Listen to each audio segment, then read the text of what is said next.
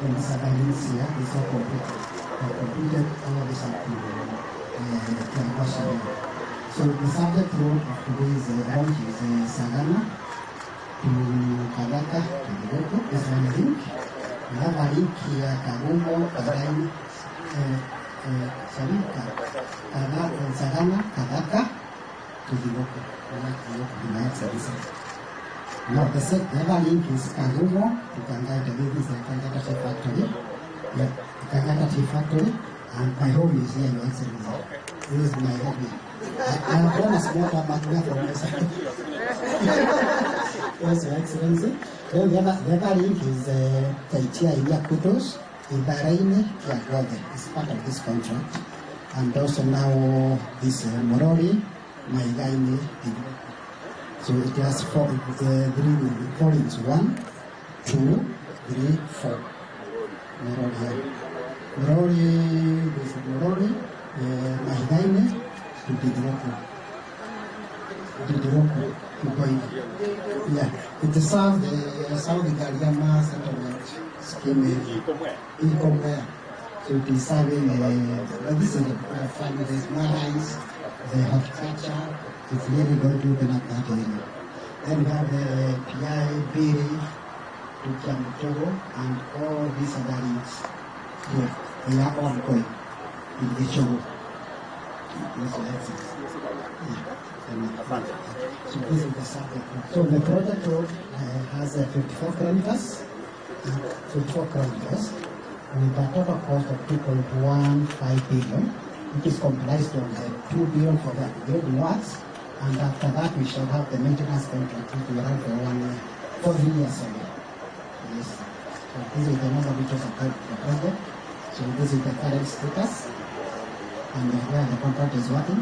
In that section, you can write that, which is already completed, the background is Baada ya Mheshimiwa Rais kuelekeza kwenye ramani, sasa atafungua rasmi jiwe la msingi. Welcome, Your Excellency. Let's appreciate His Excellency the President. Baada ya kufungua rasmi barabara yetu, karibu sana Mheshimiwa Rais. Nitaomba kwa heshima sasa kumuomba Mheshimiwa Rais kufungulia au kuachilia magreda haya ili aweze kwenda kazi. The count of 5, 4, 3, 2. Let us appreciate His Excellency. Makofi. Excuse me. Tuendelee kumpongeza Mheshimiwa Rais kwa makofi mazuri anapoendelea kuzindua rasmi ukarabati wa barabara hii hapa tulipo kuanzia Thigoko kushikanisha Sagana na Thigoko, Mahigaini ikielekea kule upande wa Kagumo, Karaini hata Kangaita. Asante sana Mheshimiwa Rais, unapoendelea kuboresha mabarabara yetu na kufanya uchukuzi kuwa bora. Asante Mheshimiwa Rais. Thank you, Your Excellency.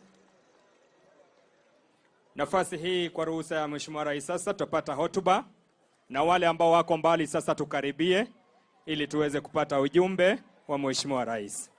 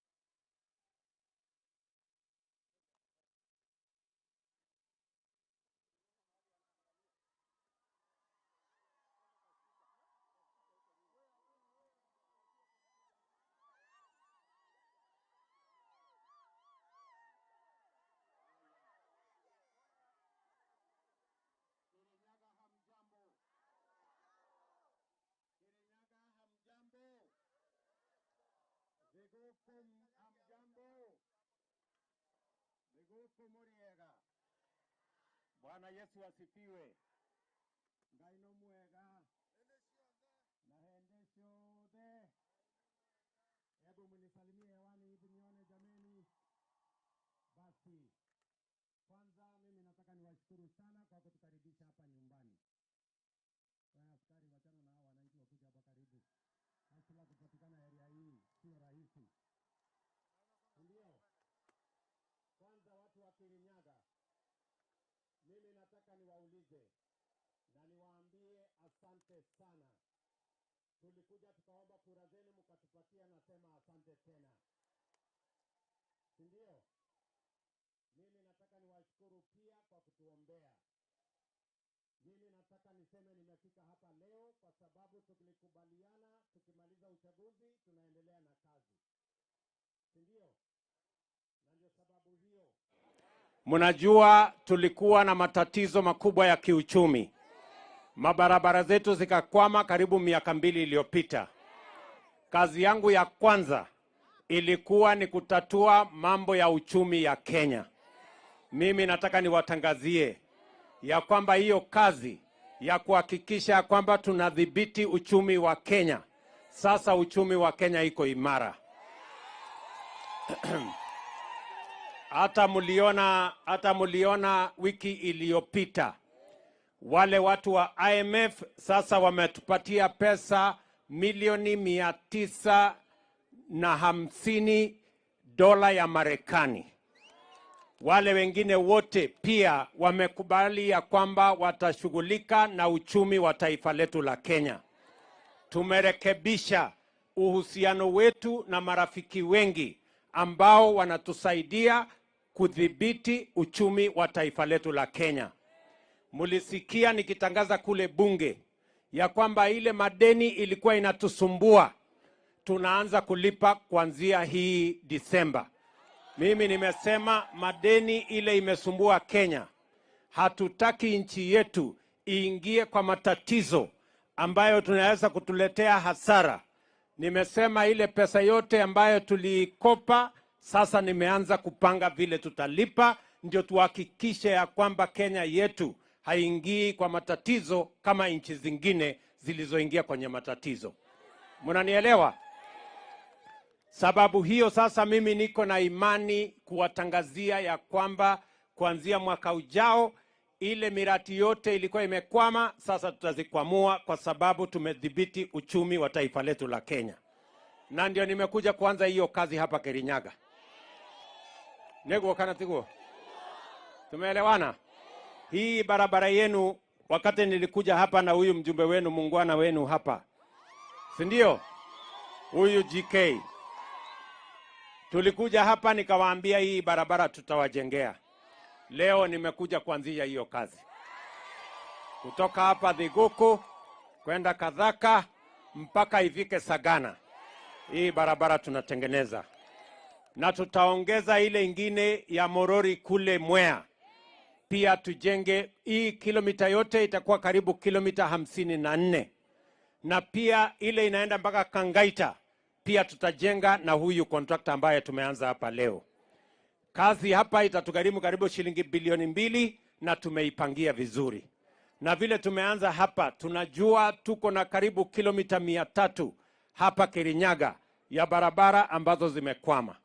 Sasa tumeanza hapa, mwaka ujao nitarudi tena mapema Januari, ndio tuhakikisha kwamba tunadhibitisha na tunahakikisha ya kwamba barabara zenu zinapitika, ndio mfanye biashara, muendeshe kilimo, mjenge uchumi, tuondoe umaskini, tupeleke Kenya yetu mbele. Tunaelewana jameni? Na sio hapa peke yake.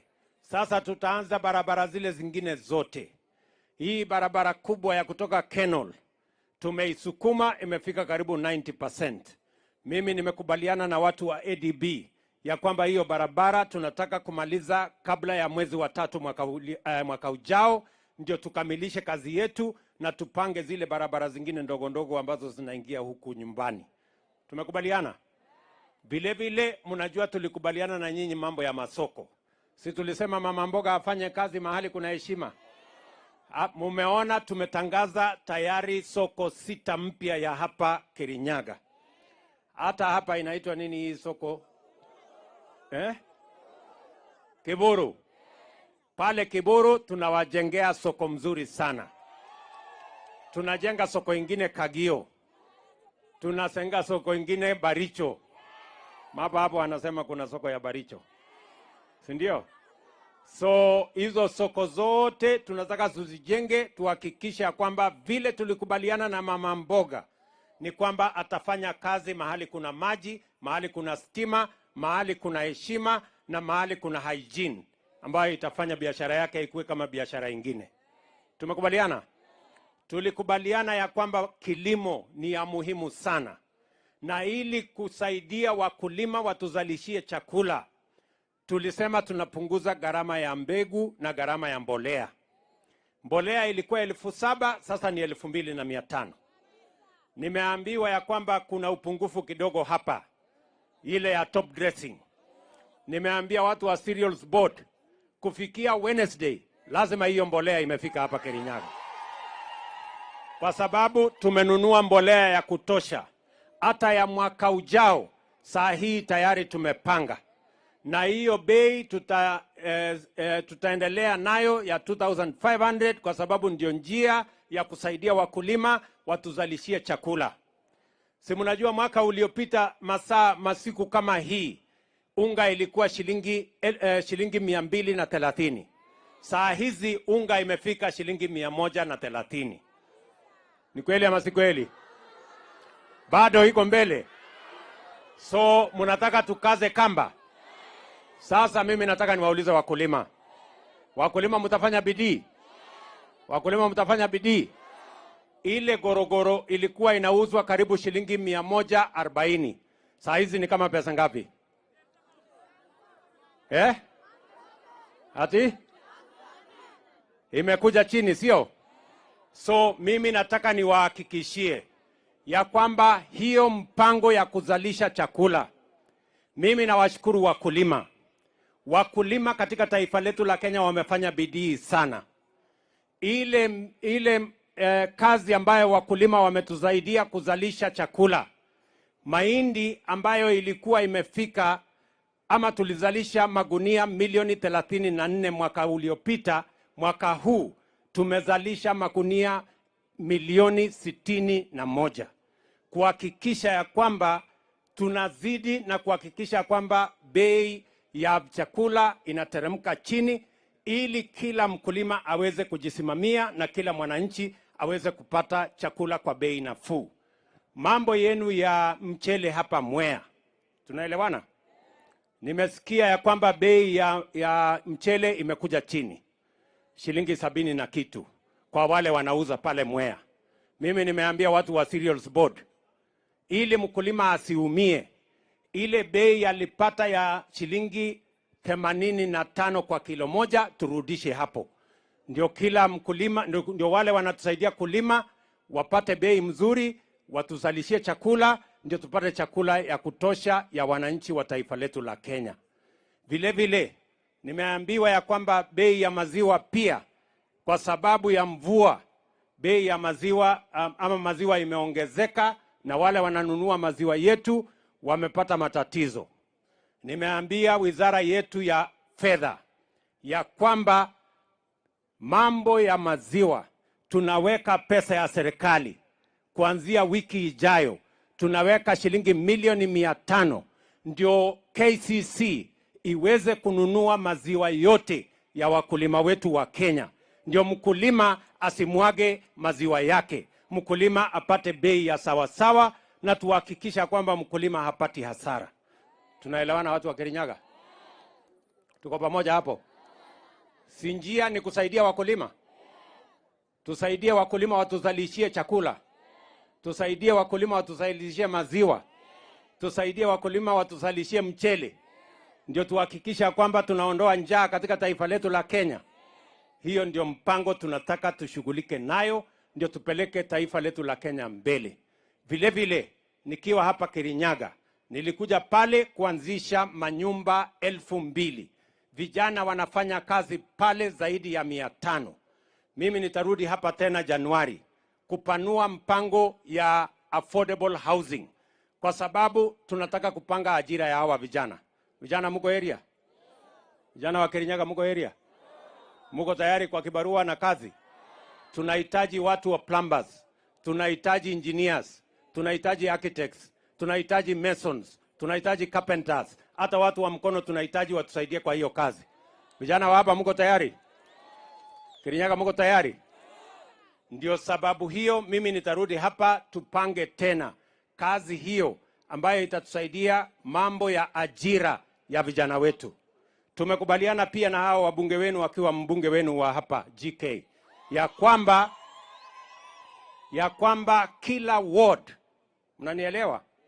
Kila ward tunajenga ICT hub, mahali tutaweka kompyuta ili vijana wa hapa Kirinyaga na Kenya mzima waweze kujifunza hiyo maneno, na tuwapange na ajira ya digital jobs, ili tuhakikisha kwamba vijana 300, 400, 500 kwa kila ward wanapata ajira, wanajisimamia, wajenge uchumi na wasimamie familia zao kwa kuweka pesa kwa mfuko. Tunaelewana jameni? Tumeelewana watu wa Kirinyaga? So mutapangana nyinyi vijana na ma MCA pamoja na wabunge wetu kwa hiyo kazi, ndio tushughulike na kupeleka taifa letu la Kenya mbele. Hiyo ndio kazi ambayo tunataka tufanye. Tumekubaliana na huyu gavana wenu, si ndio? Tumekubaliana na gavana. Tulikubaliana ya kwamba tunabadilisha mfumo wa matibabu. Sasa community health promoters, wale CHPs, tumewapatia equipment. Muliona siku ya mashujaa hapa Kirinyaga tuko na CHPs 1,200, na kila community health promoter tumempatia kit. Atakuja akupime pale nyumbani mambo ya sukari, mambo ya pressure, magonjwa madogo madogo, watawapima pale nyumbani hata kabla hujaenda hospitali. Kama matatizo yako ni makubwa, atakwambia hospitali gani utaenda. Na tumekubaliana, walikuwa wanafanya kazi bila malipo, lakini sasa tumekubaliana huyu gavana wenu atalipa pesa nusu na mimi nitalipa pesa nusu. Ndio hawa community health promoters waweze kutusaidia, kwa sababu tulikubaliana ya kwamba mambo ni bottom up. Tunataka kila kijiji tuwe na community health promoter, na kila nyumba 100 tutakuwa na huyo community health promoter mmoja ambaye atafanya hiyo kazi na kushughulika na vile tunasonga mbele. Hapa Sagana mnajua tunajenga ile trauma center, na tumekubaliana na watu wa Kenha hiyo trauma center tunataka ikamilike hapa Sagana kabla ya mwezi wa 4 mwaka ujao, ndio tuhakikisha kwamba matibabu mnapata mahali karibu. Tumekubaliana hapa Kirinyaga vile vile tulikubaliana ya kwamba tunajenga ile inaitwa County Aggregation and Industrial Park. Hapa county yenu tayari imeanza kujengwa. Mimi nataka niwahakikishie ndani ya mwaka moja tutakuwa na County Aggregation and Industrial Park, mahali tutaweka agro processing, mahali tutaweka value addition, mahali tutaongezea storage, ndio muweze kupata mahali mazao yenu italindwa na haitapata matatizo. Hiyo kazi inaendelea. County government imeweka milioni 250, mimi nimeweka milioni 250, ndio hiyo kazi ifanyike. Ya mwisho hapa Sagana tulikubaliana vile vile tunajenga special economic zone. Muliona ya kwamba tuligazette hiyo special economic zone, na tuko na shilingi milioni 500 ambayo tunatumia kuweka barabara, kuifanyia improvement, kuweka facilities, ndio waegezaji wakuje hapa wajenge viwanda, wajenge mahali ambapo vijana wetu wa hapa Kirinyaga watapata ajira, na wajenge mahali tutapata exports ya kuuza masoko ya duniani, ndio tuhakikisha kwamba tunapata pesa, foreign exchange, na ile kazi ingine iweze kufika hapa Kenya. Tumekamilisha ile masheria, tuko na sheria 4, kwa sababu mimi niliwaahidi ya kwamba tunabadilisha NHIF. Hiyo kazi sasa tumekamilisha, tumepitisha sheria 4. Mimi nataka niwashukuru wabunge. Wabunge wamenisaidia, wamebadilisha ama wametengeneza sheria 4 nilipeleka kule bunge, ndio tuwe na universal health coverage. Na vile vile ile pesa mnanunua ama ile pesa mnalipa ya NHIF kuanzia Januari, wale mnalipa shilingi 500, sasa tutapunguza ikuje shilingi 300. Ndio kila mtu aweze kwenda hospitali atibiwe, na ile malipo katika level 1, level 2, level 3 vile county government watawaeleza hakuna malipo, lakini ukipita hapo utakuwa na kadi ya NHIF. Na tumesema yule mtu ambaye hana uwezo ya kulipa kadi ya NHIF, sisi kama serikali tutamulipia hiyo kadi ya NHIF. Tunaelewana jameni? Kwa sababu ugonjwa, hakuna mtu anatafuta ugonjwa. Ugonjwa unapata nyumbani ama inakupata mahali popote. Na tunataka tuhakikishe kila mtu akiwa ugonjwa iko namna ya yeye kwenda hospitali atibiwe, na pia asihangaike, asiuse mali yake kutafuta mambo ya matibabu. Watu wa Kirinyaga, tumeelewana jameni? Mnataka tuendelee na hiyo kibarua? Tukaze kamba. Tukaze kamba mpaka tubadilishe Kenya. Mimi nataka niwaahidi kitu kimoja. Hii Kenya tutaibadilisha. Ni kazi ngumu lakini itafanyika. Si namna hiyo? Na ni kazi nitakazana nayo mbaya sana. Mpaka hii Kenya itabadilika. Tunaelewana? Ile kitu mimi nataka niwahakikishie, hatutapeleka taifa letu barabara ya madeni ambayo itatuletea matatizo.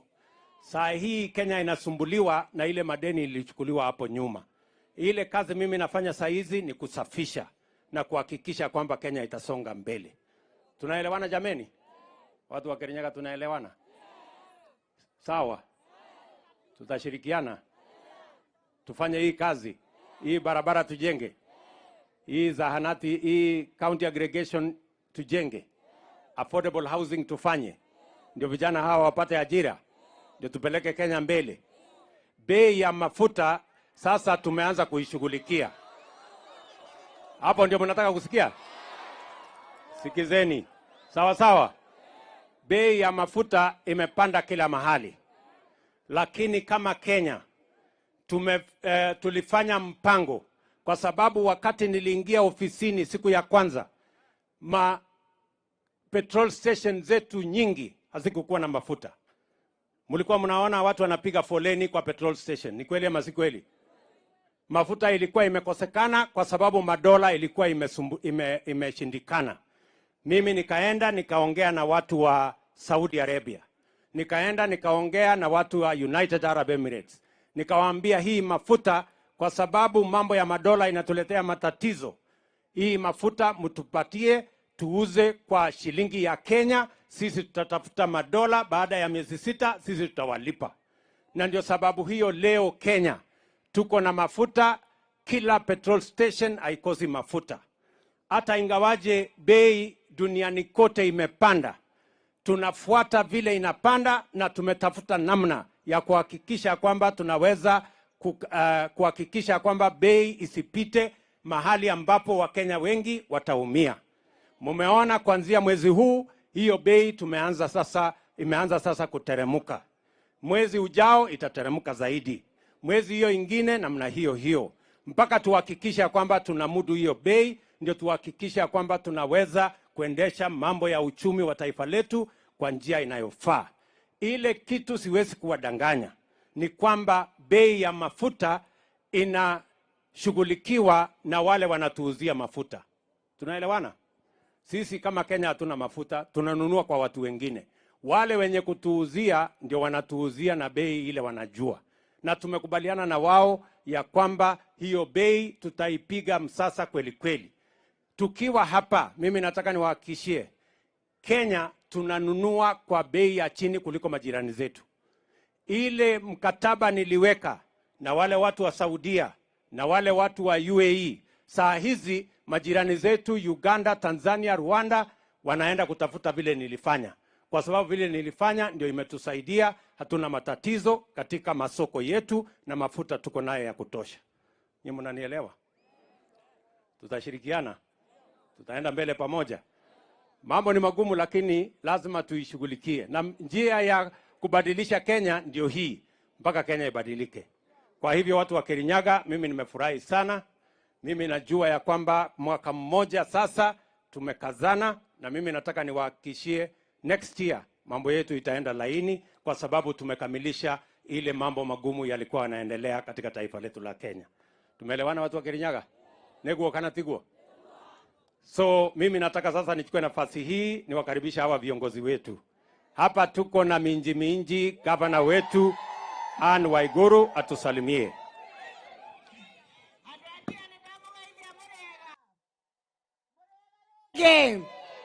Mimi Mheshimiwa Rais sitaongea sana.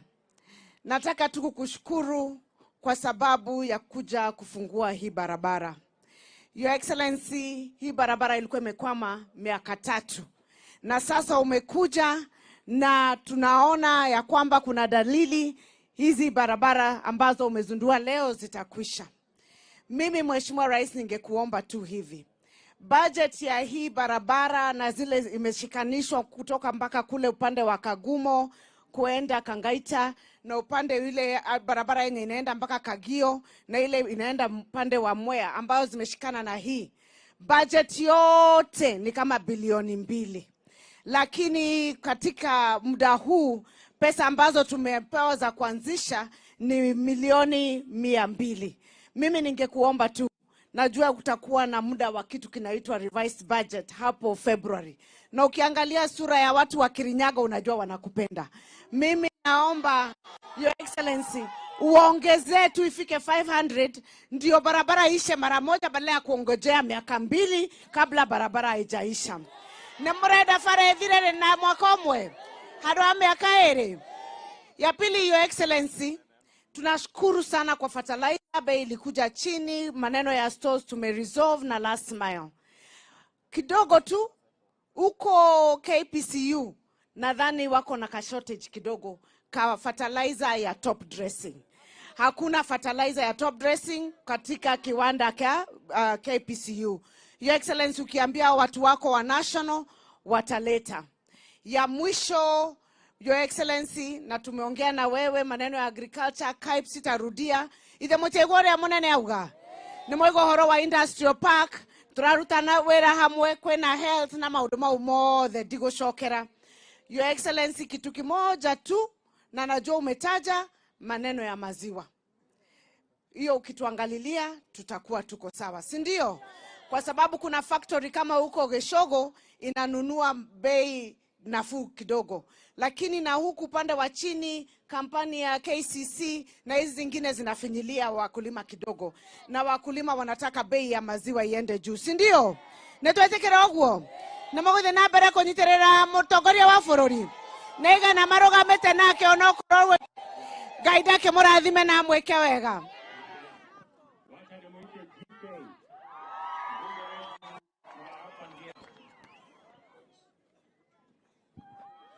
Lalo Thigũkũ mũrĩega Mwathani agocwo mũtikegeithie mũnene nĩgetha tuone nĩ mumwendete. Asante sana Your Excellency, yangu kwanza ni kukushukuru kwa kukubali kuja kufungua hii barabara. Na hii barabara Your Excellency uko na historia yake. Mwaka wa 2018 ukiwa Deputy President ulitutembelea hapa Kirinyaga kufanya harambee ya Catholic Church. Na Your Excellency tukakuomba ututengenezee hii barabara ya kutoka Thigũkũ kwenda mpaka Sagana. Ukanituma mahari na hiyo kazi ikaingia kwa budget. Kwa hivyo leo ni siku ya furaha sana kwa sisi watu wa hapa Ndia. Na Your Excellency nikuhakikishie hawa watu wanakupenda kwa roho moja. Ni mwendete munene? Mutikimwanie ni mumwendete? Your Excellency, hawa ndio wanakushikilia vizuri, na hata wadosi wako sio wale wa magazeti na sio wale wa story huko nje. Watu wako wale wanakusikia ni hawa wananchi. Na ukiwaambia mahali kuna shida wanaelewa. Mwisho Your Excellency ni kushukuru kwa sababu hii barabara inaenda mpaka mahali tunachukua fertilizer ya kukulima pale Sagana Depot. Na Your Excellency, itakuwa rahisi sana kufika hapo hii barabara ikiisha. Tia tuko na TVET ya hapa kwetu Ndia. Hii barabara inagusa hapo. Your Excellency, kwa sababu nimekushukuru, utanikubali nikuombe, kwa sababu hata tukienda kwa Mungu kwanza huwa tunashukuru, si ndio? Alafu tunaomba, si ndio? Sitaomba mingi. Your Excellency, asanti kwa soko, asanti kwa trauma center pale, na Your Excellency, asanti kwa sababu hii barabara ya Kenha ikijengwa, watu wa Kivingoti watapata rami. Mahali ulifanya kampeni mara mingi sana, watapata rami hapo kwa hiyo town. Asante Your Excellency, kwa sababu hata watu wa Kiangwashe na watu wa Kivirigwe watasaidika kwa town zao. Ile kidogo Your Excellency ningekuomba ni barabara iko hapa, inatoka Kivuru, inaenda Gogoine, inaenda mpaka Kiangai. Your Excellency, hiyo ni mahali kidogo tu, ni kama kilomita 5. Ikitoka hapo Kiangai inaenda mpaka mahali inaitwa Nderiti. Hapo pia ni mahali kidogo sana ya kilomita kama 5. Ukituongeza kilomita 10, tumeshikanisha Ndia kutoka kule chini Sagana mpaka kwa msitu, mahali tunalima kahawa, factory yetu ya majani chai. Factory yetu ile kubwa kabisa inaitwa Dima Tea Factory. Haina rami. Ikifika hapo, Your Excellency, ukikuja hapa utasikia kila siku ni kukushukuru, hatutakuwa tunaomba kitu ingine. Ni maji tu tutakuwa tunakuomba, na stima. Asante Your Excellency, kwa sababu stima yetu sasa tuko karibu 100%. Tumebakisha kidogo kidogo tu tufikishe 100%. Thank you Your Excellency, sitaki kupitisha hapo. Tunakupenda na tunakushukuru.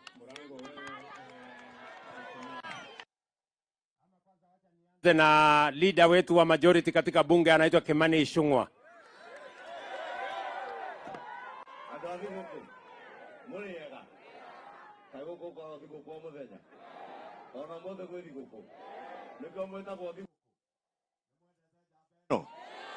Ndake igwete mutumia ore ari running mate yake mundu situambia sindiwa hapa Kirinyaga.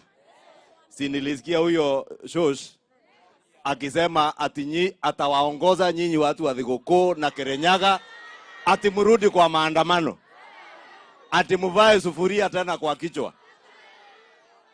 Alisema anaanza hapa Thigũkũ, sio hapa. Nyinyi sio watu wa maandamano. Sasa si walituambia wanavaa sufuria kwa kichwa sababu bei ya unga ilikuwa iko 230 240, si ndio? Sasa bei ya unga inacheza 135 145 mpaka 162, si ndio? Imeshuka haijashuka? NHIF tulikuwa nalipa 500, si ndio? Si rais ametutangazia hapa anashukisha ikuje 100 ngapi? Tunakuanga na shida ya hospitali ama hatukuangi nayo? La pili, rais ametutangazia pia ulikuwa unalipa 500 na unalipiwa hospitali kitanda peke yake. Sasa unalipa 300, daktari analipwa, kitanda inalipwa na dawa inalipwa na NHIF. Hiyo ni kazi sio kazi? Alafu nikitetea hiyo, nilisikia huyo mtu walikuwa nashindana na rais. Jana anasema ati mimi nilimjibu mambo ya mafuta. Na nataka nimwambie huyo mzee rafiki ya huyu mama wa hapa Kirinyaga, nimwambie mimi kumjibu, mimi huwa nasema naogopa mambo matatu peke yake hii dunia. Na si mnajua? Jambo la kwanza namuogopa tu Mwenyezi Mungu. La pili ni umeme. Kitu gya gatatu ni ushuru muhiu urugetwo ni shosho. Hiyo ndio mambo naogo. Lakini pia iko mambo matatu na sio ile ya rais. Mambo yangu matatu ile nachukia kabisa. Cha kwanza ni shetani. Semeni shetani ashindwe. La pili ni uongo. Semeni uongo ushindwe. Kitu cha tatu nachukia ni group ya watu wanaitwa wakora na matapeli, hasa matapeli wa kisiasa. Sasa mtu akiwaambia uongo, Nimnyamazishe nisinyamazishe yeye? Mtu akiwa ni tapeli wa siasa nimnyamazishe nisimnyamazishe? Sasa nataka niambie yule mzee rafiki ya huyo mama wa hapa Kirinyaga, akisema uongo ya G to G, ukweli nitamwambia. Nimwambie nisimwambie? Nimwambie nisimwambie? Yeye mwenyewe anajua he was a sole guarantor and underwriter of ile mambo ya deep state, ya state capture na corruption yenye ilifanya bei yetu ya mafuta na shilingi yetu izorote. Sababu walishika bilioni 2 dollars, $2 billion. Hiyo ni bilioni ya karibu 300 pesa ya Kenya. Wakashika wakaweka kwa bank moja ambayo walitumia state capture. Na hiyo bank mnajua ni bank ya nani? Si mnajua ni bank ya nani? Hiyo pesa ndio imetuharibia soko ya dola Kenya hii, na huo ndio ukweli. Na mzee Raila Odinga kwa deep state na state capture na handshake regime anajua hiyo ndio ukweli. La pili, mzee huyo anajua wakati walikuwa kwa serikali ya handshake, yeye na wale walikuwa nao kwa serikali ya handshake ndio walikuwa wanafanya biashara na mafuta ya Kenya. Ndio unaona saa hii anawashawashwa sababu biashara ile walikuwa na broker imefungwa. Na asante rais, jana ulimwambia ukweli, the government of Kenya sio broker ya mambo ya mafuta. Kwa hivyo aache kuwa, tunajua ako kwa biashara ya mafuta, tunajua biashara yake imezorota, lakini afadhali yake izorote, afadhali mabanki yao madola itoke huko, lakini pesa irudi mfukoni mwa mwananchi vile tuliwaahidi. Niguo kana tiguo andu a Kirinyaga mbeca ithie na mbere guthie na andu aria kana icoke mihuko yanyu? Si tuliwaambia ni kazi, pesa wapi? Na hiyo ndio kazi rais anawafanyia leo. Anahakikisha ile 500 ulikuwa napeleka NHIF ulipe 300, 200 ibaki mfukoni mwako. Kana tiguo mutashikilia hii serikali ya rais aendelee kudhibiti uchumi na asisikize kelele? Mheshimiwa rais, mimi nataka nikuambie huyo mtu hata usijibu yeye. Huyo na Kalonzo na Martha Karua, huyo niachie peke yangu, nitadili na wao. Niachiwe nisiachiwe? Huyo mzee niachiwe? Na huyu mama wa Kirinyaga anasema ati maandamano. Sasa mimi nauliza, mtu alipata kura 13. Sinasikia Martha Karua polling station mahali anapigia kura alikuwa na kura 6. Kirinyaga ingine yote alipelekea yule mzee kura ingine 7. Kirinyaga county alipea yule mzee kura 13. Watu 13 ndio ataongoza maandamano? Inywe ni moko moromerera? Ni moko romerera? Kweli ni mundu uraigua wega ucio? Mwathani amurathime.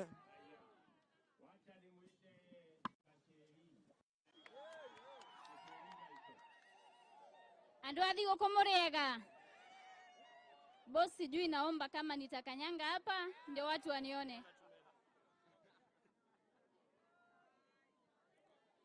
Ni muranyona? Your Excellency, asante sana kwa kukuja hapa. Your Excellency, unajua waliwawe, kuna watu hapa walitaka kunipangia njama, Your Excellency. Na mimi ninaomba Kirinyaga tufanye siasa za amani. Na maanake sipendi kuweka hasira. Mimi nataka niseme hadharani, Governor Anne Waiguru, nimekusamehe. Hata wale vijana ulituma wanipige na mawe, nimewasamehe.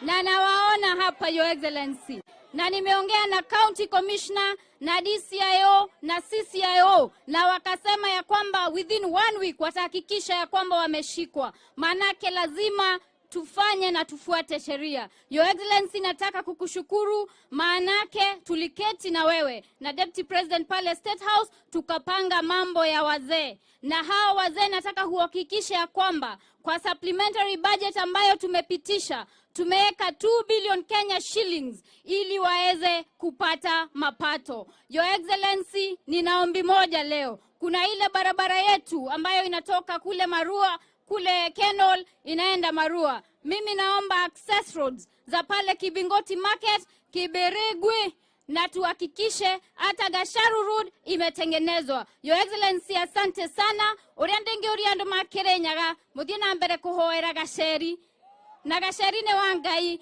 Ngai amurathime na mweke wega.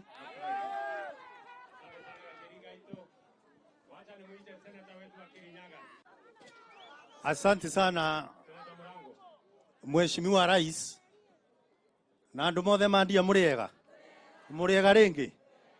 Mheshimiwa Rais, nitakuwa mchache wa maneno na mzito kuhonja, kwa sababu najua kuna mahali tumejipanga kula pilau na najua utakuweko, lakini nataka nikuhakikishia kwamba venye umesema bei ya mchele kule chini itoka kuanzia shilingi 72 ambayo inanuliwa na halmashauri ya nafaka mpaka 85, tutakuwa tumefanya mkulima apate natija na aweze kuendelea na bidii ya kulima. Jambo la pili, Mheshimiwa Rais, kuna mswada ambao uko katika pale Senate kuhusu kahawa, na huku Mheshimiwa Rais, hapa tuko ni mahali ambapo mkulima amenyanyazwa zaidi na wakiritimba katika ununuzi na uzaji wa kahawa. Mstahiki Rais, na kupromise ya kwamba tukimalizana pale Senate na Kimani Ichungwah kwa hapa amalizane na hiyo mambo, itakuwa iko sawa na hao wakulima watakuendelea kushikilia na watakupenda zaidi. Mheshimiwa Rais, usijali na yanaosemwa.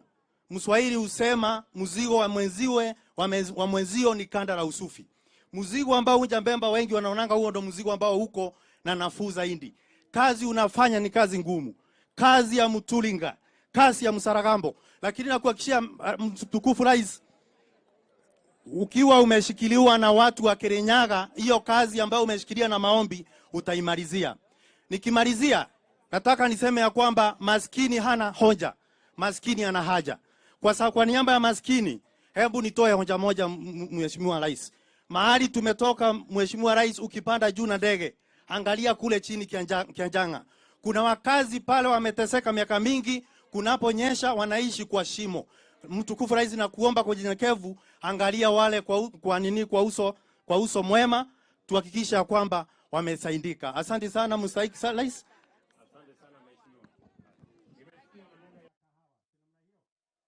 Na maneno ya chai vile vile.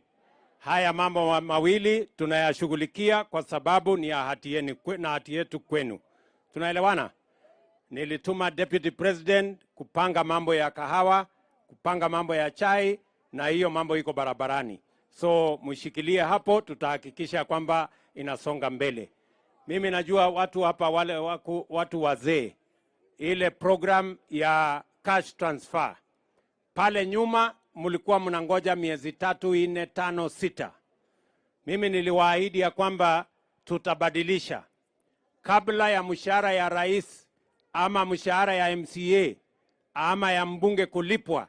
Sasa mambo ya cash transfer inalipwa kwanza, kwa sababu wale wako chini, wale wanangojea pesa hiyo ya cash transfer ni watu ambao wako na mahitaji makubwa, na tumehakikisha kwamba tumewasajili, kwa sababu tunajua kuna watu ambao walikuwa wamefikisha miaka 70 lakini hawajawekwa katika orodha ya mambo ya wazee. Si ni kweli?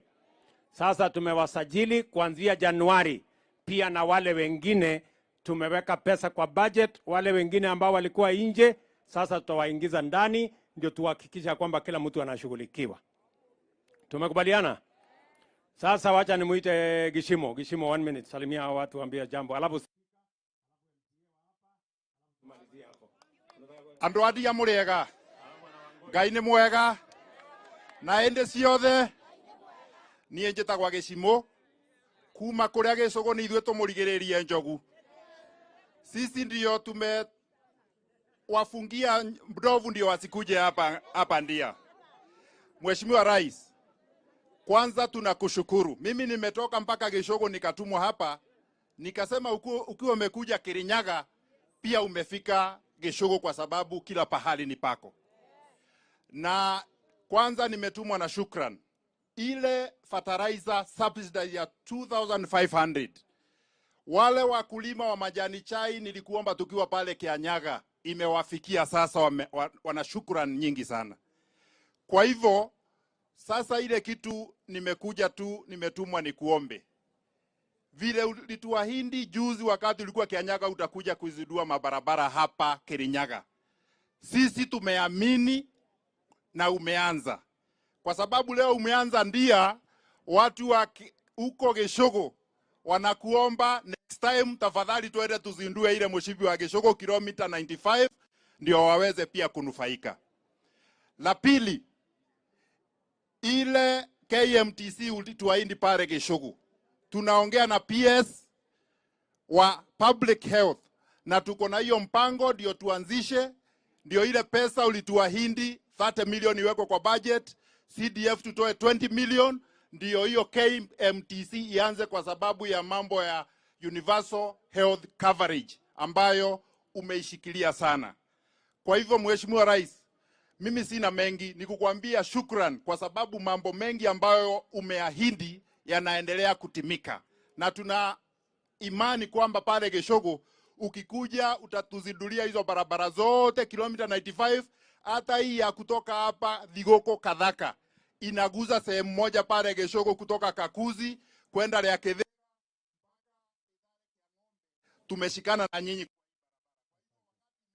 hata sisi tunajua pande hiyo tumeguzwa. Asante sana, na mengi tutaongea wakati. Asante. Wacha nimuite Wangoi Ngirishi yuko hapa.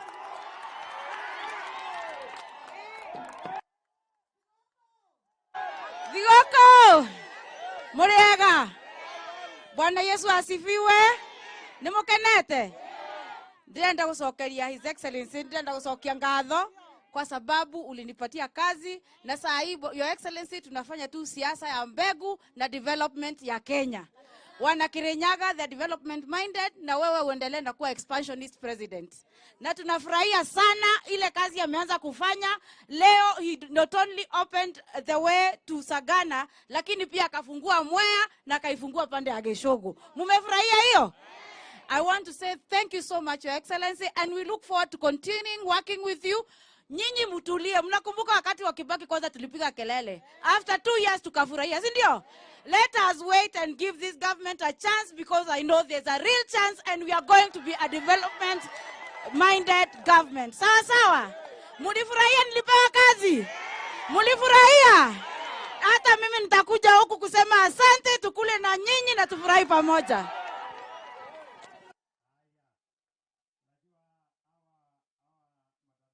Lishindana, si namna hiyo?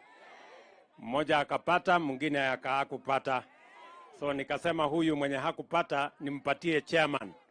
Sasa yeye ni chairman ya Kenya Seed, anatusaidia kupanga mambo ya mbegu. Si tulikubaliana kazi ni kazi? Hata kama alikosa ile ingine, si amepata ingine? Na tunaendelea namna hiyo. Basi asanteni sana. Wacha nimuite sasa huyu bwana speaker. 1 minute. Wewe bwana speaker, bwana.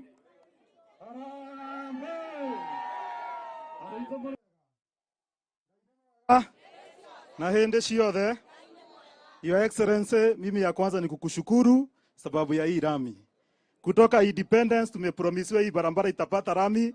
Leo ni siku ya maana sana na nitakushukuru sana. Mambo ya pili, Your Excellency, na kushukuru ile support natupatia kujenga industrial park pale Sagana. Your Excellency, kama county assembly tumeshirikiana mzuri na executive na tumepitisha bill ya kudevelop kitu inaitwa board yenye itashughulikia onboarding of investors na kuweza kuimplement hiyo mambo ya KAIP. So nakushukuru sana na tutaendelea kufanya kazi pamoja. Asanteni sana na Mungu awabariki.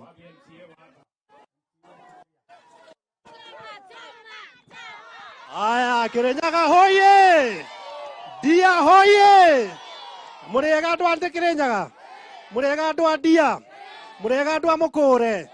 Jamba ni eno. Aya gatio. Neo. Megeithia yugo na moko, megeithia yugo na moko. Mr. President, tunasema asanti na karibu sana Kirinyaga, karibu sana Ndia, karibu sana Mukure. Yote yamesemwa na Mheshimiwa Rais, tunasema asanti. Barabara tumepata, tulikuomba pale Kiboro ukatupatia. Soko tumeomba, umetupatia. Leo niko na ombi moja, wangwana wamenituma Mr. President. Pale kuna shamba ambayo inafaa ikuwe ya wananchi. Hiyo shamba ilikuwa inafaa kutengenezwa stadium ambayo ni Ndia Stadium. Pia kuna shamba ambayo inafaa ikue ya kuexpand hospitali ya Baricho. Mr. President, iko watapeli wananyakua hiyo shamba, na hawa watu wameniomba nikuambie uingilie kati, hiyo shamba irudishiwe wananchi, tupate stadium, tupate hospitali na vitu zingine mingi. Mr. President, tunasema asanti, karibu sana Ndia, karibu sana Kirinyaga. Thank you very much.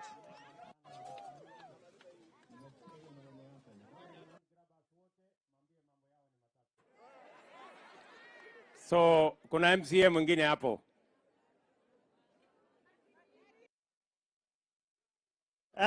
Mheshimiwa Rais, wananchi wa Kirinyaga hasa hapa Baricho, Murega. Gaine mwega. Mheshimiwa Rais, mimi ni mheshimiwa mahali Industrial Park inakuja. Na pia mimi nilitunukiwa kwa County Assembly, mimi ndiye mwenyekiti wa barabara Kirinyaga. Ile kitu moja tu nitakuomba Rais, kwa ile maneno mazuri nimesikia kuna pesa infrastructure itaenda kule Industrial Park. Ningekuomba Sagana town at least tuongezewe rami kidogo hata kama ni kilomita 2. Hiyo ndio nitaomba na nimeshukuru Rais.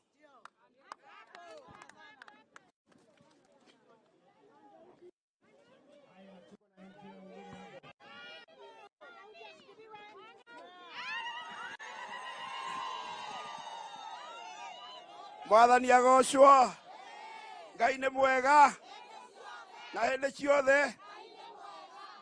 Mtukufu Rais, mimi ile nitashukuru sana kwa vile umeweza kuja hapa kwetu kuanza hii barabara, na kama vile mjumbe wetu alisema, ningekuomba sana nikusihi hiyo barabara amesema hapa juu ya kilomita 5 inachika factory zote zetu za kahawa mpaka huko juu kwa Ligiji. Ukitupatia hiyo, nafikiri watu wa Ndia wote tumeshukuru. Na ni asante sana kwa kutembelea.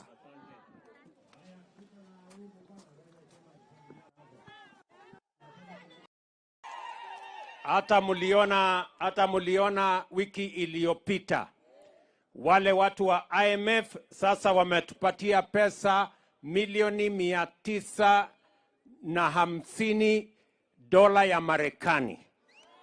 Wale wengine wote pia wamekubali ya kwamba watashughulika na uchumi wa taifa letu la Kenya. Tumerekebisha uhusiano wetu na marafiki wengi ambao wanatusaidia kudhibiti uchumi wa taifa letu la Kenya. Mulisikia nikitangaza kule bunge ya kwamba ile madeni ilikuwa inatusumbua, tunaanza kulipa kuanzia hii Disemba. Mimi nimesema madeni ile imesumbua Kenya. Hatutaki nchi yetu iingie kwa matatizo ambayo tunaweza kutuletea hasara. Nimesema ile pesa yote ambayo tulikopa, sasa nimeanza kupanga vile tutalipa, ndio tuhakikishe ya kwamba Kenya yetu haingii kwa matatizo kama nchi zingine zilizoingia kwenye matatizo. Mnanielewa? Sababu hiyo sasa mimi niko na imani kuwatangazia ya kwamba kuanzia mwaka ujao ile miradi yote ilikuwa imekwama, sasa tutazikwamua kwa sababu tumedhibiti uchumi wa taifa letu la Kenya. Na ndio nimekuja kuanza hiyo kazi hapa Kirinyaga. Nego kana tigo. Tumeelewana? Hii barabara yenu wakati nilikuja hapa na huyu mjumbe wenu muungwana wenu hapa. Si ndio? Huyu GK. Tulikuja hapa nikawaambia hii barabara tutawajengea. Leo nimekuja kuanzia hiyo kazi. Kutoka hapa Thiguku kwenda Kadhaka mpaka ifike Sagana. Hii barabara tunatengeneza. Na tutaongeza ile ingine ya Morori kule Mwea. Pia tujenge hii kilomita yote itakuwa karibu kilomita 54. Na pia ile inaenda mpaka Kangaita. Pia tutajenga na huyu contractor ambaye tumeanza hapa leo. Kazi hapa itatugharimu karibu shilingi bilioni 2 na tumeipangia vizuri. Na vile tumeanza hapa, tunajua tuko na karibu kilomita 300 hapa Kirinyaga ya barabara ambazo zimekwama. Sasa tumeanza hapa, mwaka ujao nitarudi tena mapema Januari, ndio tuhakikisha kwamba tunadhibitisha na tunahakikisha ya kwamba barabara zenu zinapitika, ndio mfanye biashara, muendeshe kilimo, mjenge uchumi, tuondoe umaskini, tupeleke Kenya yetu mbele. Tunaelewana jameni? Na sio hapa peke yake. Sasa tutaanza barabara zile zingine zote. Hii barabara kubwa ya kutoka Kenol tumeisukuma, imefika karibu 90%. Mimi nimekubaliana na watu wa ADB ya kwamba hiyo barabara tunataka kumaliza kabla ya mwezi wa 3 mwaka ujao, ndio tukamilishe kazi yetu na tupange zile barabara zingine ndogo ndogo ambazo zinaingia huku nyumbani. Tumekubaliana? Vile vile mnajua tulikubaliana na nyinyi mambo ya masoko. Si tulisema mama mboga afanye kazi mahali kuna heshima? Mumeona tumetangaza tayari soko 6 mpya ya hapa Kirinyaga. Hata hapa inaitwa nini hii soko? Kiburu.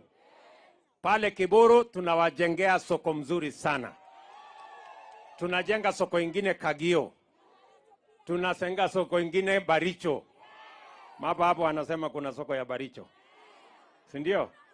So hizo soko zote tunataka tuzijenge, tuhakikisha kwamba vile tulikubaliana na mama mboga ni kwamba atafanya kazi mahali kuna maji, mahali kuna stima, mahali kuna heshima na mahali kuna hygiene ambayo itafanya biashara yake ikuwe kama biashara ingine. Tumekubaliana? Tulikubaliana ya kwamba kilimo ni ya muhimu sana, na ili kusaidia wakulima watuzalishie chakula, tulisema tunapunguza gharama ya mbegu na gharama ya mbolea. Mbolea ilikuwa 7,000, sasa ni 2,500. Nimeambiwa ya kwamba kuna upungufu kidogo hapa, ile ya top dressing. Nimeambia watu wa cereals board kufikia Wednesday lazima hiyo mbolea imefika hapa Kirinyaga, kwa sababu tumenunua mbolea ya kutosha hata ya mwaka ujao. Saa hii tayari tumepanga, na hiyo bei tutaendelea nayo ya 2,500 kwa sababu ndio njia ya kusaidia wakulima watuzalishie chakula. Si mnajua mwaka uliopita masiku kama hii unga ilikuwa shilingi 230. Saa hizi unga imefika shilingi 130. Ni kweli ama si kweli? Bado iko mbele. So mnataka tukaze kamba. Sasa mimi nataka niwaulize wakulima. Wakulima mtafanya bidii? Wakulima mtafanya bidii? Ile gorogoro ilikuwa inauzwa karibu shilingi 140. Saa hizi ni kama pesa ngapi? Ati? Imekuja chini, sio? So mimi nataka niwahakikishie ya kwamba hiyo mpango ya kuzalisha chakula, mimi nawashukuru wakulima. Wakulima katika taifa letu la Kenya wamefanya bidii sana. Ile kazi ambayo wakulima wametusaidia kuzalisha chakula, mahindi ambayo ilikuwa imefika ama tulizalisha magunia milioni 34 mwaka uliopita, mwaka huu tumezalisha magunia milioni 61, kuhakikisha ya kwamba tunazidi na kuhakikisha kwamba bei ya chakula inateremka chini, ili kila mkulima aweze kujisimamia na kila mwananchi aweze kupata chakula kwa bei nafuu. Mambo yenu ya mchele hapa Mwea, tunaelewana? Nimesikia ya kwamba bei ya mchele imekuja chini, shilingi 70 na kitu kwa wale wanauza pale Mwea. Mimi nimeambia watu wa cereals board, ili mkulima asiumie, ile bei alipata ya shilingi 85 kwa kilo moja turudishe hapo. Ndio kila mkulima, ndio wale wanatusaidia kulima wapate bei mzuri, watuzalishie chakula, ndio tupate chakula ya kutosha ya wananchi wa taifa letu la Kenya. Vile vile nimeambiwa ya kwamba bei ya maziwa pia, kwa sababu ya mvua, bei ya maziwa ama maziwa imeongezeka, na wale wananunua maziwa yetu wamepata matatizo. Nimeambia wizara yetu ya fedha ya kwamba mambo ya maziwa tunaweka pesa ya serikali. Kuanzia wiki ijayo tunaweka shilingi milioni 500 ndio KCC iweze kununua maziwa yote ya wakulima wetu wa Kenya. Ndio mkulima asimwage maziwa yake, mkulima apate bei ya sawasawa, na tuhakikisha kwamba mkulima hapati hasara. Tunaelewana watu wa Kirinyaga? Tuko pamoja hapo? Si njia ni kusaidia wakulima? Tusaidie wakulima watuzalishie chakula. Tusaidie wakulima watuzalishie maziwa. Tusaidie wakulima watuzalishie mchele. Ndio tuhakikisha kwamba tunaondoa njaa katika taifa letu la Kenya. Hiyo ndio mpango tunataka tushughulike nayo, ndio tupeleke taifa letu la Kenya mbele. Vile vile nikiwa hapa Kirinyaga, nilikuja pale kuanzisha manyumba 2,000. Vijana wanafanya kazi pale zaidi ya 500. Mimi nitarudi hapa tena Januari kupanua mpango ya affordable housing, kwa sababu tunataka kupanga ajira ya hawa vijana. Vijana mko area? Vijana wa Kirinyaga mko area? Mko tayari kwa kibarua na kazi?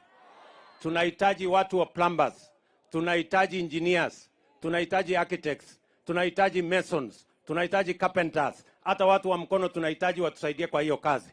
Vijana wa hapa mko tayari? Kirinyaga mko tayari?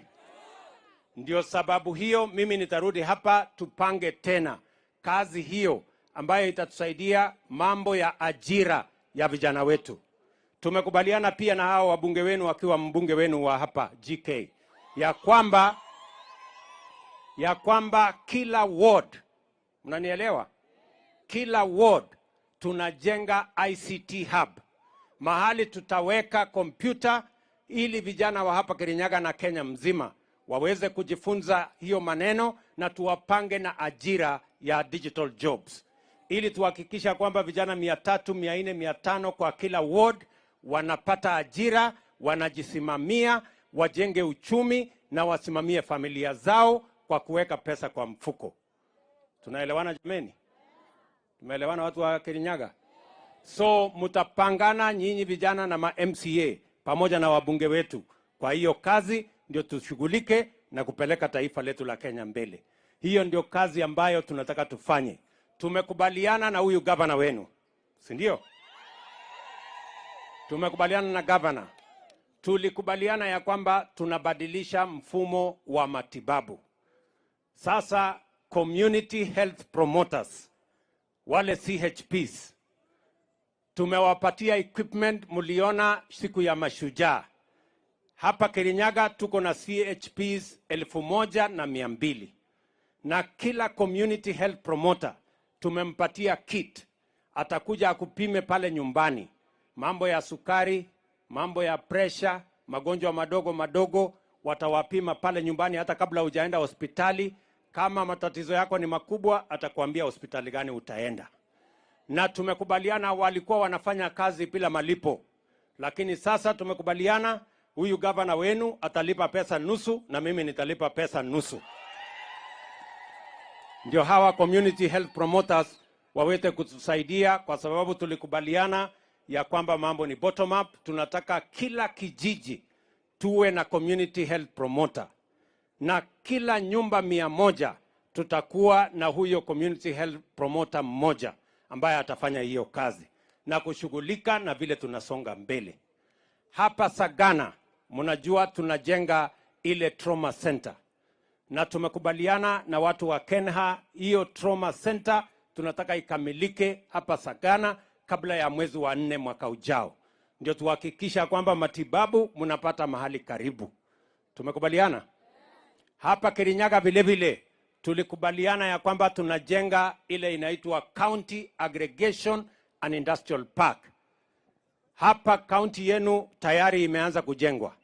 Mimi nataka niwahakikishie ndani ya mwaka moja tutakuwa na County Aggregation and Industrial Park, mahali tutaweka agroprocessing, mahali tutaweka value addition, mahali tutaongezea storage, ndio muweze kupata mahali mazao yenu italindwa na haitapata matatizo. Hiyo kazi inaendelea. County government imeweka milioni 250, mimi nimeweka milioni 250, ndio hiyo kazi ifanyike.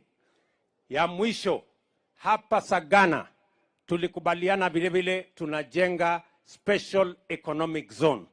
Muliona ya kwamba tuligazette hiyo special economic zone, na tuko na shilingi milioni 500 ambayo tunatumia kuweka barabara, kuifanyia improvement, kuweka facilities, ndio waegezaji wakuje hapa, wajenge viwanda, wajenge mahali ambapo vijana wetu hapa Kirinyaga watapata ajira, na wajenge mahali tutapata exports ya kuuza masoko ya duniani, ndio tuhakikishe kwamba tunapata pesa, foreign exchange na ile kazi ingine iweze kufika hapa Kenya.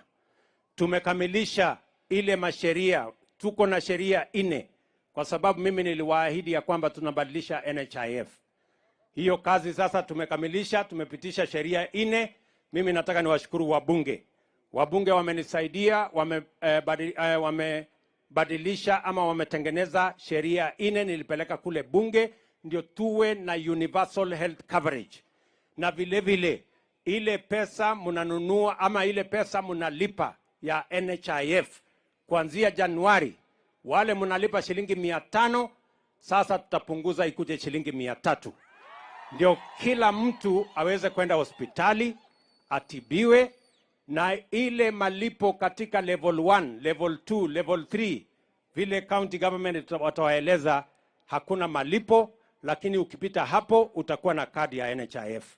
Na tumesema yule mtu ambaye hana uwezo ya kulipa kadi ya NHIF, sisi kama serikali tutamulipia hiyo kadi ya NHIF. Tunaelewana jameni? Kwa sababu ugonjwa, hakuna mtu anatafuta ugonjwa. Ugonjwa unapata nyumbani ama inakupata mahali popote. Na tunataka tuhakikishe kila mtu akiwa ugonjwa iko namna ya yeye kwenda hospitali atibiwe, na pia asihangaike, asiuse mali yake kutafuta mambo ya matibabu. Watu wa Kirinyaga tumeelewana jameni? Mnataka tuendelee na hiyo kibarua? Tukaze kamba. Tukaze kamba mpaka tubadilishe Kenya. Mimi nataka niwaahidi kitu kimoja. Hii Kenya tutaibadilisha. Ni kazi ngumu lakini itafanyika. Si namna hiyo? Na ni kazi nitakazana nayo mbaya sana. Mpaka hii Kenya itabadilika. Tunaelewana? Ile kitu mimi nataka niwahakikishie, hatutapeleka taifa letu barabara ya madeni ambayo itatuletea matatizo.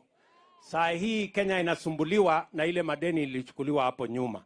Ile kazi mimi nafanya saa hizi ni kusafisha na kuhakikisha kwamba Kenya itasonga mbele. Tunaelewana jameni? Watu wa Kirinyaga tunaelewana? Sawa. Tutashirikiana. Tufanye hii kazi. Hii barabara tujenge. Hii zahanati, hii county aggregation tujenge. Affordable housing tufanye. Ndio vijana hawa wapate ajira. Ndio tupeleke Kenya mbele. Bei ya mafuta sasa tumeanza kuishughulikia. Hapo ndio mnataka kusikia? Sikizeni. Sawa sawa. Bei ya mafuta imepanda kila mahali. Lakini kama Kenya tulifanya mpango, kwa sababu wakati niliingia ofisini siku ya kwanza, petrol station zetu nyingi hazikukuwa na mafuta. Mlikuwa mnaona watu wanapiga foleni kwa petrol station. Ni kweli ama si kweli? Mafuta ilikuwa imekosekana kwa sababu madola ilikuwa imeshindikana. Mimi nikaenda nikaongea na watu wa Saudi Arabia. Nikaenda nikaongea na watu wa United Arab Emirates. Nikawaambia hii mafuta, kwa sababu mambo ya madola inatuletea matatizo, hii mafuta mtupatie tuuze kwa shilingi ya Kenya, sisi tutatafuta madola, baada ya miezi 6 sisi tutawalipa. Na ndio sababu hiyo leo Kenya tuko na mafuta, kila petrol station haikosi mafuta. Hata ingawaje bei duniani kote imepanda, tunafuata vile inapanda, na tumetafuta namna ya kuhakikisha kwamba tunaweza kuhakikisha kwamba bei isipite mahali ambapo Wakenya wengi wataumia. Mumeona kuanzia mwezi huu hiyo bei imeanza sasa kuteremuka. Mwezi ujao itateremuka zaidi. Mwezi hiyo ingine namna hiyo. Mpaka tuhakikisha kwamba tunamudu hiyo bei, ndio tuhakikisha kwamba tunaweza kuendesha mambo ya uchumi wa taifa letu kwa njia inayofaa. Ile kitu siwezi kuwadanganya ni kwamba bei ya mafuta inashughulikiwa na wale wanatuuzia mafuta. Tunaelewana? Sisi kama Kenya hatuna mafuta, tunanunua kwa watu wengine. Wale wenye kutuuzia ndio wanatuuzia na bei ile wanajua. Na tumekubaliana na wao ya kwamba hiyo bei tutaipiga msasa kweli kweli. Tukiwa hapa, mimi nataka niwahakikishie, Kenya tunanunua kwa bei ya chini kuliko majirani zetu. Ile mkataba niliweka na wale watu wa Saudia na wale watu wa UAE, saa hizi majirani zetu Uganda, Tanzania, Rwanda wanaenda kutafuta vile nilifanya.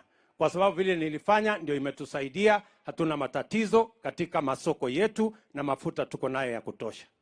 Nyinyi mnanielewa? Tutashirikiana. Tutaenda mbele pamoja. Mambo ni magumu lakini lazima tuishughulikie. Na njia ya kubadilisha Kenya ndio hii, mpaka Kenya ibadilike. Kwa hivyo watu wa Kirinyaga, mimi nimefurahi sana. Mimi najua ya kwamba mwaka mmoja sasa tumekazana, na mimi nataka niwahakikishie next year mambo yetu itaenda laini, kwa sababu tumekamilisha ile mambo magumu yalikuwa yanaendelea katika taifa letu la Kenya. Tumeelewana watu wa Kirinyaga? Neguo kana tiguo? So mimi nataka sasa nichukue nafasi hii niwakaribisha hawa viongozi wetu. Hapa tuko na minji gavana wetu Anne Waiguru atusalimie.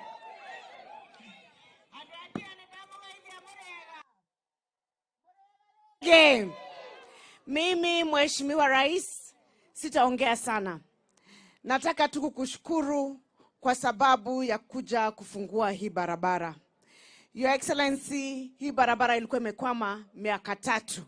Na sasa umekuja na tunaona ya kwamba kuna dalili hizi barabara ambazo umezindua leo zitakwisha.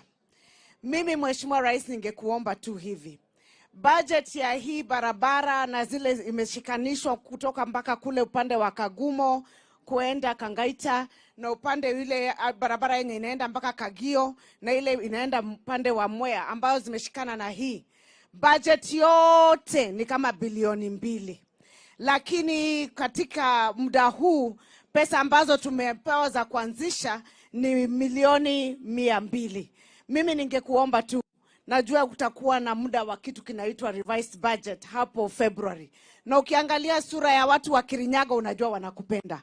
Mimi naomba Your Excellency uongezee tu ifike 500 ndio barabara ishe mara moja badala ya kuongojea miaka 2 kabla barabara haijaisha. Na mreda fare vile na mwakomwe hado miaka 2. Ya pili, Your Excellency, tunashukuru sana kwa fertilizer, bei ilikuja chini, maneno ya stores tumeresolve na last mile.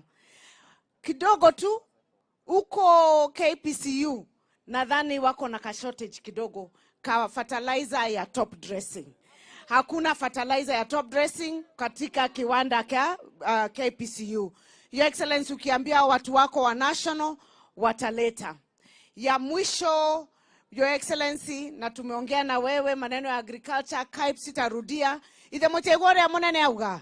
Ni mwego horo wa industrial park, turarutana wera hamwe kwena health na maundu mau mothe ndigũcokera. Your Excellency, kitu kimoja tu na najua umetaja maneno ya maziwa. Hiyo ukituangalilia tutakuwa tuko sawa, si ndio? Kwa sababu kuna factory kama huko Geshogo inanunua bei nafuu kidogo. Lakini na huku upande wa chini kampani ya KCC na hizi zingine zinafinyilia wakulima kidogo. Na wakulima wanataka bei ya maziwa iende juu, si ndio? Netwetekera ogwo. Na mogothe na mbere kunyiterera mutongoria wa bururi. Neiga na marugamite nake onokorwo Ngai ndake murathime na mweke wega.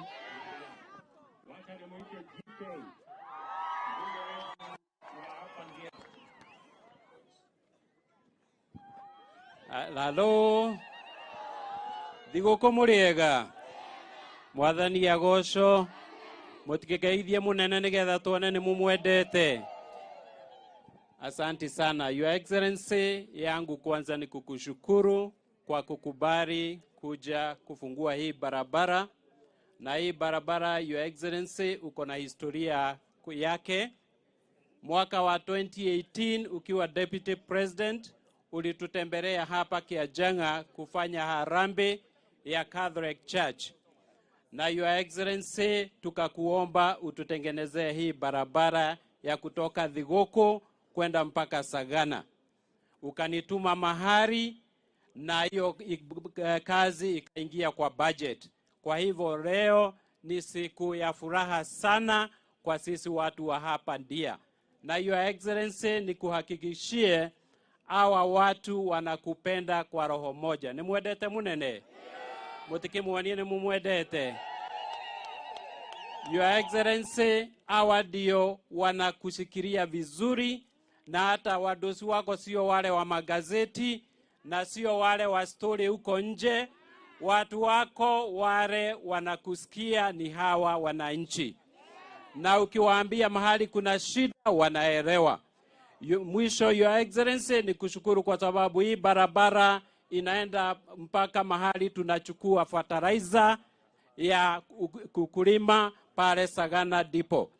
Na Your Excellency, itakuwa rahisi sana kufika hapo hii barabara ikiisha. Tia tuko na TVET ya hapa kwetu Ndia. Hii barabara inagusa hapo. Your Excellency, kwa sababu nimekushukuru, utanikubali nikuombe, kwa sababu hata tukienda kwa Mungu kwanza huwa tunashukuru, si ndio?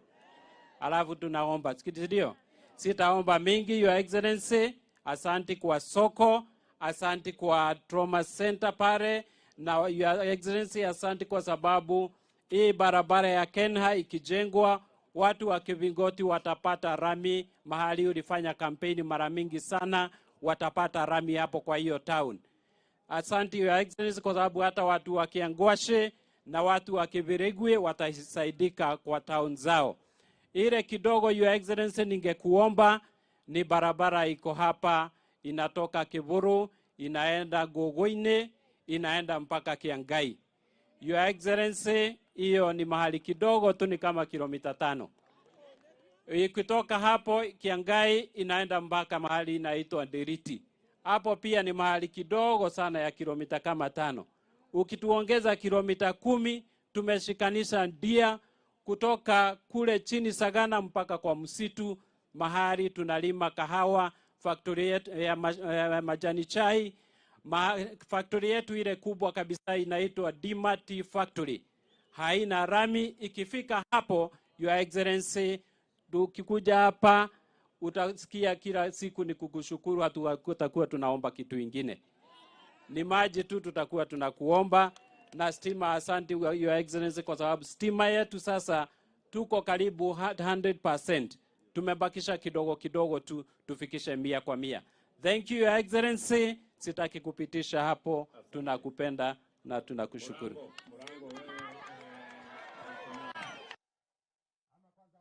Na leader wetu wa majority katika bunge anaitwa Kimani Ichungwah.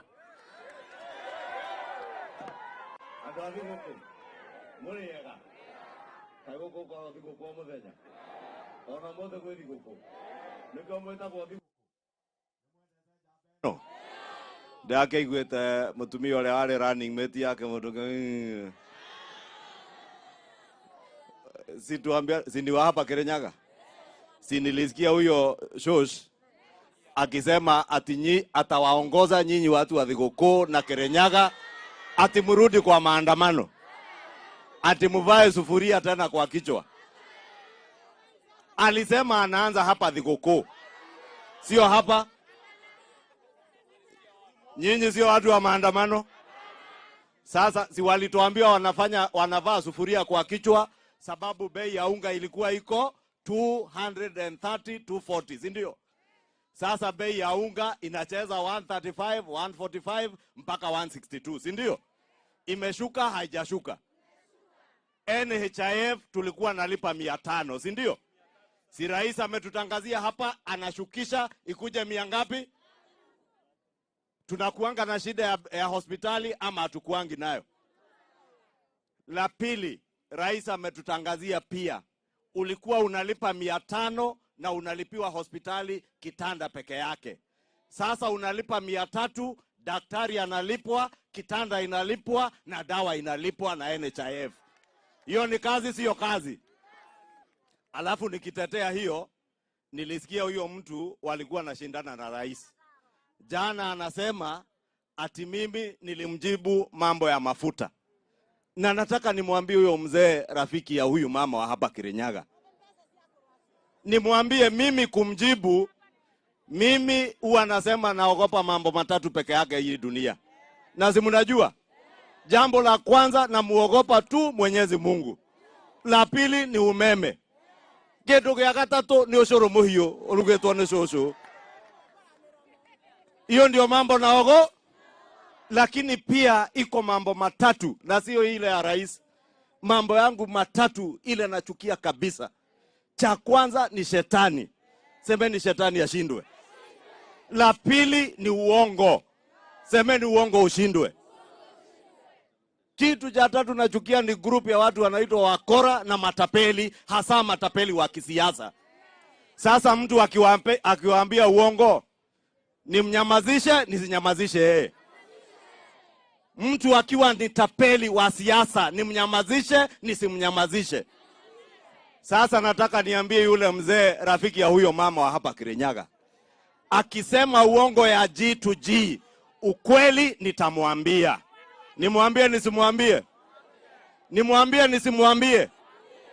Yeye mwenyewe anajua he was a sole guarantor and underwriter of ile mambo ya deep state, ya state capture na corruption yenye ilifanya bei yetu ya mafuta na shilingi yetu izorote.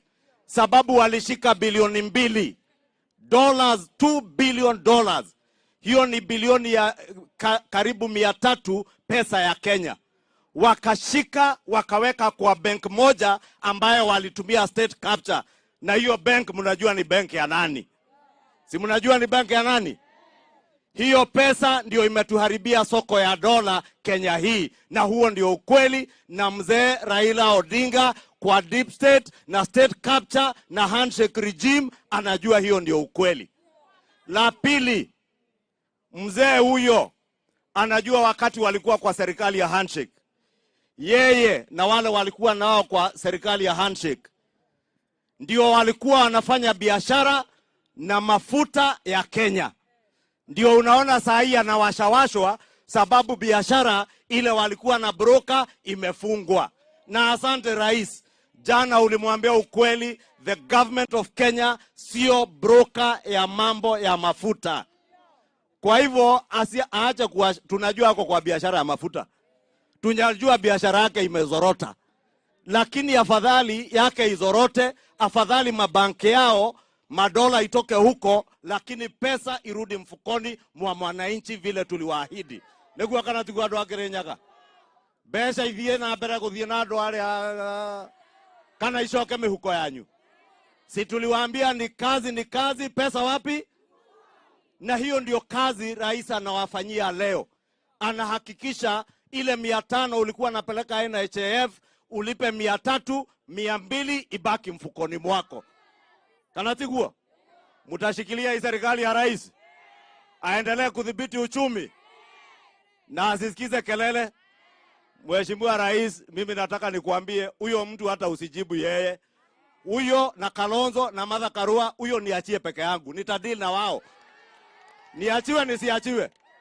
Huyo mzee niachiwe? Na huyu mama wa Kirinyaga anasema ati maandamano. Sasa mimi nauliza, mtu alipata kura 13. Sinasikia Martha Karua polling station mahali anapigia kura alikuwa na kura 6. Kirinyaga ingine yote alipelekea yule mzee kura ingine 7. Kirinyaga county alipea yule mzee kura 13. Watu 13 ndio ataongoza maandamano. Inyuĩ nĩ mũkũmũrũmĩrĩra? Nĩ mũkũrũmĩrĩra? Kweli nĩ mũndũ ũraigua wega ũcio? Mwathani amũrathime.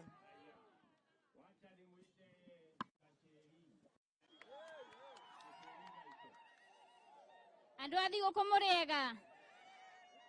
Boss, sijui naomba kama nitakanyanga hapa ndio watu wanione.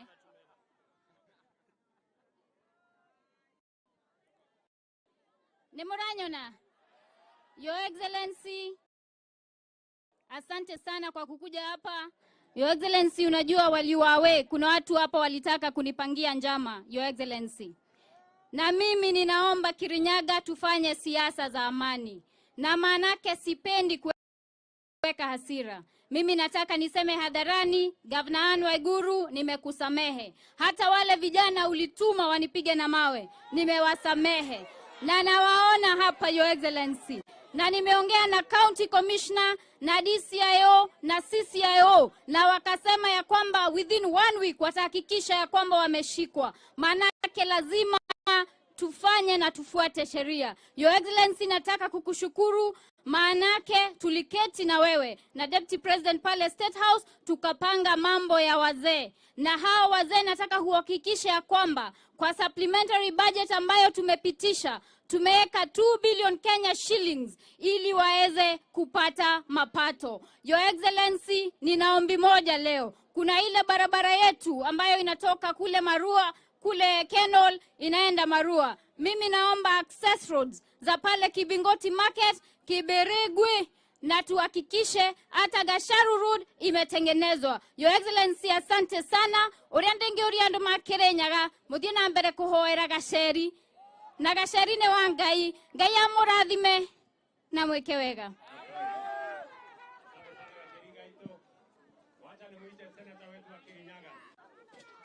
Asante sana Mheshimiwa Rais, na andu mothe mandia muriega ringi. Mheshimiwa Rais, nitakuwa mchache wa maneno na mzito kuhonja, kwa sababu najua kuna mahali tumejipanga kula pilau na najua utakuweko, lakini nataka nikuhakikishia kwamba venye umesema bei ya mchele kule chini itoka kuanzia shilingi 72 ambayo inanuliwa na halmashauri ya nafaka mpaka 85, tutakuwa tumefanya mkulima apate natija na aweze kuendelea na bidii ya kulima. Jambo la pili, Mheshimiwa Rais, kuna mswada ambao uko katika pale Senate kuhusu kahawa, na huku Mheshimiwa Rais, hapa tuko ni mahali ambapo mkulima amenyanyazwa zaidi na wakiritimba katika ununuzi na uzaji wa kahawa. Mstahiki Rais, na kupromise ya kwamba tukimalizana pale Senate na Kimani Ichungwah kwa hapa amalizane na hiyo, mambo itakuwa iko sawa na hao wakulima watakuendelea kushikilia na watakupenda zaidi. Mheshimiwa Rais, usijali na yanayosemwa. Mswahili usema mzigo wa mwenzio ni kanda la usufi. Mzigo ambao hujambemba wengi wanaonanga huo ndo mzigo ambao huko na nafuu zaidi. Kazi unafanya ni kazi ngumu.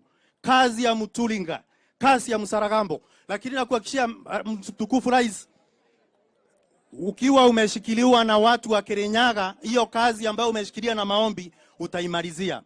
Nikimalizia, nataka niseme ya kwamba maskini hana hoja, maskini ana haja. Kwa niaba ya maskini, hebu nitoe hoja moja, Mheshimiwa Rais. Mahali tumetoka, Mheshimiwa Rais, ukipanda juu na ndege, angalia kule chini Kianjanga.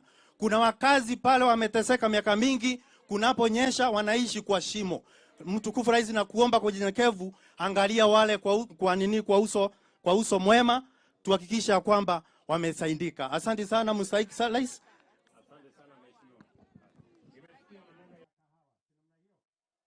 Na maneno ya chai vile vile. Haya mambo mawili tunayashughulikia kwa sababu ni hati yetu kwenu. Tunaelewana? Nilituma Deputy President kupanga mambo ya kahawa, kupanga mambo ya chai, na hiyo mambo iko barabarani. So mshikilie hapo, tutahakikisha kwamba inasonga mbele.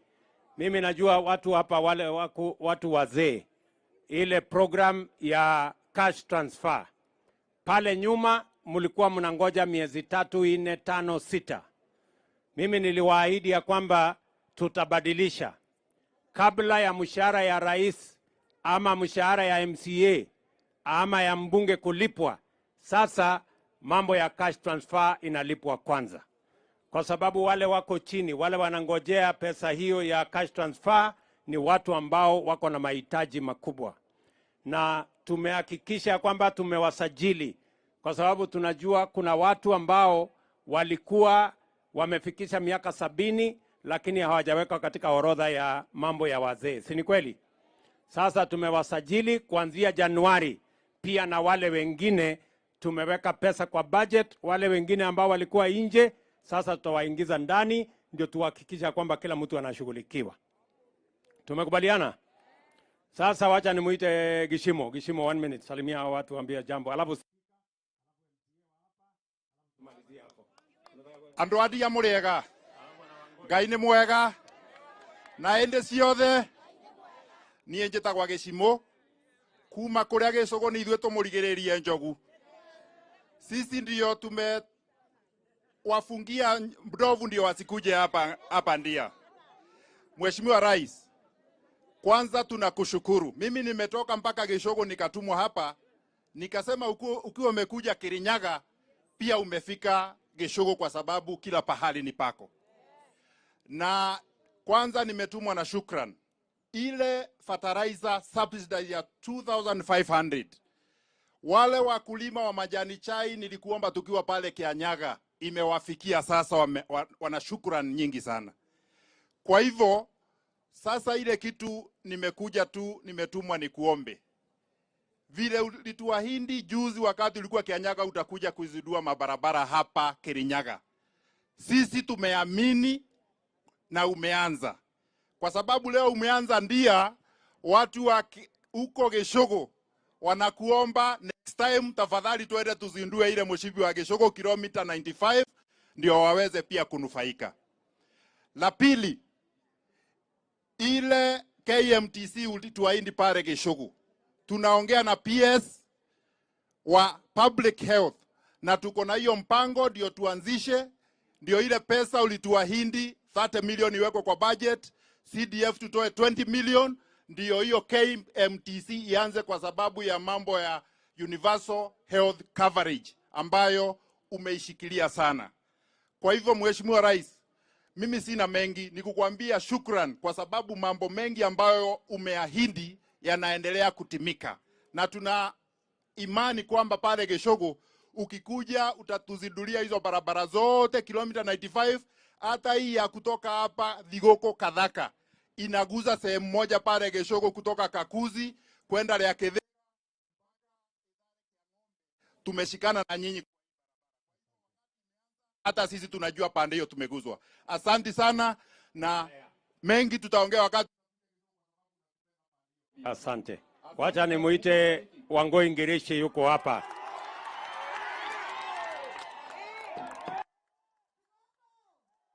Thigũkũ Muriega. Bwana Yesu asifiwe. Nimukenete? Ndirenda gucokeria His Excellency, ndirenda gucokia ngatho kwa sababu ulinipatia kazi, na saa hii Your Excellency tunafanya tu siasa ya mbegu na development ya Kenya. Wana Kirinyaga the development minded, na wewe uendelee na kuwa expansionist president. Na tunafurahia sana ile kazi ameanza kufanya.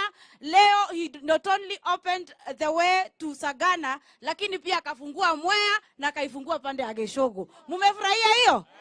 I want to say thank you so much, Your Excellency, and we look forward to continuing working with you. Nyinyi mtulie. Mnakumbuka wakati wa Kibaki kwanza tulipiga kelele. After 2 years tukafurahia, si ndio? Let us wait and give this government a chance, because I know there's a real chance and we are going to be a development minded government. Sawa sawa? Mulifurahia nilipewa kazi? Mulifurahia? Hata mimi nitakuja huku kusema asante, tukule na nyinyi na tufurahi pamoja.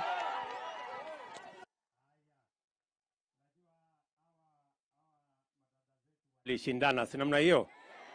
Mmoja akapata, mwingine hakupata. So nikasema huyu mwenye hakupata nimpatie chairman. Sasa yeye ni chairman ya Kenya Seed, anatusaidia kupanga mambo ya mbegu. Si tulikubaliana kazi ni kazi? Hata kama alikosa ile ingine, si amepata ingine? Na tunaendelea namna hiyo. Basi asanteni sana.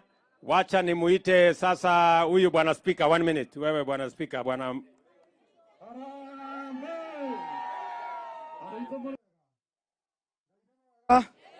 Na hende ciothe. Your Excellency, mimi ya kwanza ni kukushukuru sababu ya hii rami. Kutoka independence tumepromisiwa hii barabara itapata rami.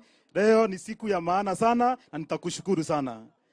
Mambo ya pili, Your Excellency, na kushukuru ile support natupatia kujenga industrial park.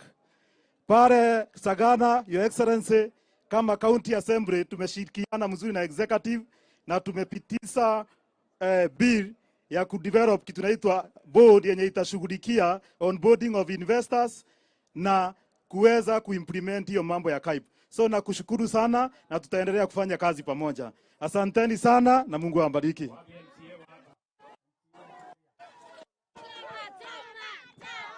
Aya, Kirinyaga hoye! Ndia hoye! Murega andu ante Kirinyaga. Murega andu a Ndia. Murega andu a Mukure. Jamba ni eno. Aya ngatio. Neo. Megeithia yugo na moko, megeithia yugo na moko. Mr. President, tunasema asanti na karibu sana Kirinyaga, karibu sana Ndia, karibu sana Mukure. Yote yamesemwa na Mheshimiwa Rais, tunasema asanti. Barabara tumepata, tulikuomba pale Kiboro ukatupatia. Soko tumeomba, umetupatia. Leo niko na ombi moja, wangwana amenituma Mr. President. Pale kuna shamba ambayo inafaa ikuwe ya wananchi. Hiyo shamba ilikuwa inafaa kutengenezwa stadium ambayo ni Ndia Stadium. Pia kuna shamba ambayo inafaa ikuwe ya kuexpand hospitali ya Baricho. Mr. President, iko watapeli wananyakua hiyo shamba na hawa watu wameniomba nikuambie uingilie kati hiyo shamba irudishiwe wananchi, tupate stadium, tupate hospitali na vitu zingine mingi. Mr. President, tunasema asanti, karibu sana Ndia, karibu sana Kirinyaga. Thank you very much.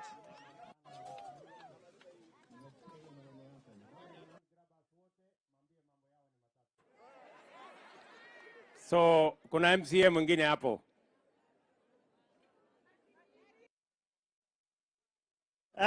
Mheshimiwa Rais, wananchi